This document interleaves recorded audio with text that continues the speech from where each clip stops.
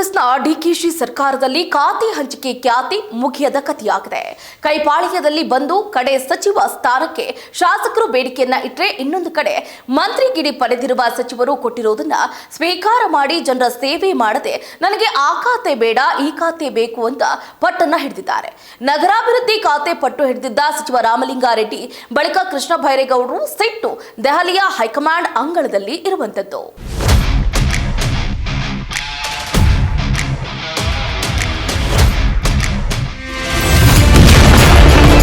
CM DK Shivakumar ಸಂಪುಟದಲ್ಲಿ ಮುಗಿಯದ ಖ್ಯಾತೆ.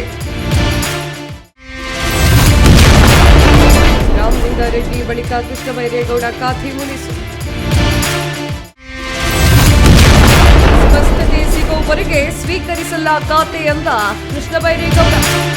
ರಾಜ್ಯ ಕಾಂಗ್ರೆಸ್ನಲ್ಲಿ ಡಿಕೆ ಶಿವಕುಮಾರ್ ಮುಖ್ಯಮಂತ್ರಿಯಾಗಿ ಅಧಿಕಾರ ಸ್ವೀಕಾರ ಮಾಡಿದ ಮೇಲೆ ಒಂದಾದ ಮೇಲೆ ಒಂದು ವಿಘ್ನಗಳು ಎದುರಾಗ್ತಾ ಇದೆ. ಸಚಿವ ಸ್ಥಾನದ ಖಾತೆ ಹಂಚಿಕೆ ವಿಚಾರವಾಗಿ ಬಹಿರಂಗವಾಗಿಯೇ ಬಂಡಾಯವೆದ್ದಿದ್ದ ರಾಮಲಿಂಗ್ ರೆಡ್ಡಿ ಜಲಸಂಪನ್ಮೂಲ ಖಾತೆ ನೀಡಿದ್ದಕ್ಕೆ ಅಸಮಾಧಾನವನ್ನ ವ್ಯಕ್ತಪಡಿಸಿ ತಮ್ಮ ಮಂತ್ರಿ ಸ್ಥಾನಕ್ಕೆ ರಾಜೀನಾಮೆಯನ್ನ ನೀಡಿತ್ತು. ನಂತರ ಸಿಎಂ ಡಿಕೆ ಶಿವಕುಮಾರ್ ಮತ್ತು ಹೈಕಮಾಂಡ್ ನಾಯಕರ ಮನವೊಲಿಕೆ ಸಂಧಾನದ ಬಳಿಕ ರಾಜೀನಾಮೆ ವಾಪಸ್ಸಾಗಿತ್ತು.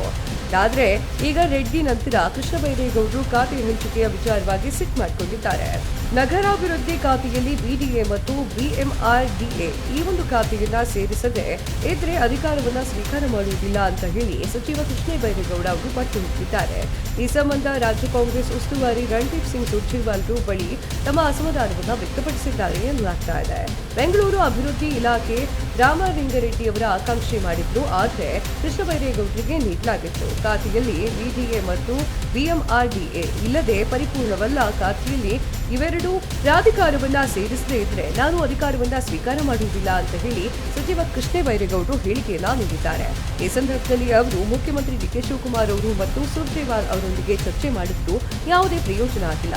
ಹೀಗಾಗಿ ತಮ್ಮ ಬೇಡಿಕೆ ಈಡೇರಿಕೆಗಾಗಿ ಕೃಷ್ಣ ಬೈರೇಗೌಡರು ದೆಹಲಿಗೆ ಪ್ರಯಾಣವನ್ನ ಬೆಳೆಸಿದ್ದು, ಅಲ್ಲಿ ಹೈಕಮಾಂಡ್ ನಾಯಕರಾದ ಕೆಸಿ ವೇಣುಗೋಪಾಲ್ ಖರ್ಗೆ ಮತ್ತು ಸುರ್ಜೇವಾಲಾರನ್ನ ಭೇಟಿ ಮಾಡಲು ತೆರಳಿದ್ದಾರೆ.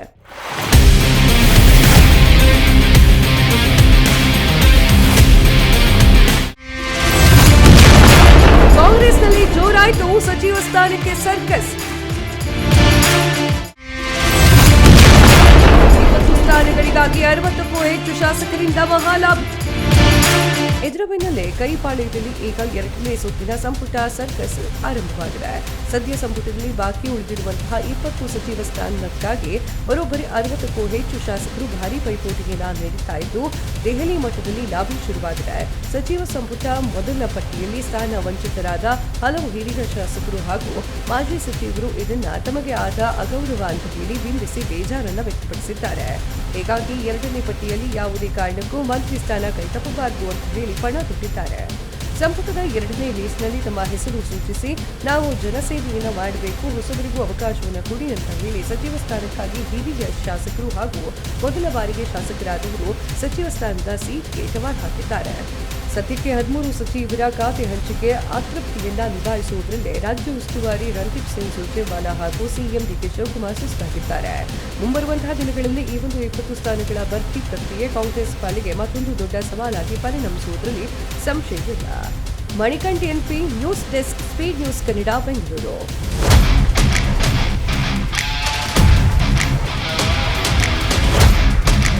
ನೋಡಿದ್ರಲ್ಲ, ಸಂಪುಟದ ಜವಾಬ್ದಾರಿ ಹೊಣೆ ಹೊತ್ತಿರುವ ಸಿಎಂ ಡಿಕೆ ಶಿವಕುಮಾರ್ ಸಚಿವರಿಗೆ ಖಾತೆ ಸ್ಥಾನ ತೃಪ್ತಿಪಡಿಸುವುದರ ಜೊತೆಗೆ ಇನ್ನು ಉಳಿದಿರುವ 20 ಸಚಿವ ಸ್ಥಾನಗಳ ಭರ್ತಿ ಪ್ರಕ್ರಿಯೆಯ ಸವಾಲನ್ನು ಕೂಡ ಸಿಎಂ ಡಿಕೆಶಿ ಹೇಗೆ ನಿಭಾಯಿಸುತ್ತಾರೆ ಅನ್ನೋದನ್ನ ಕಾದಷ್ಟೇ ನೋಡಬೇಕಾಗಿದೆ.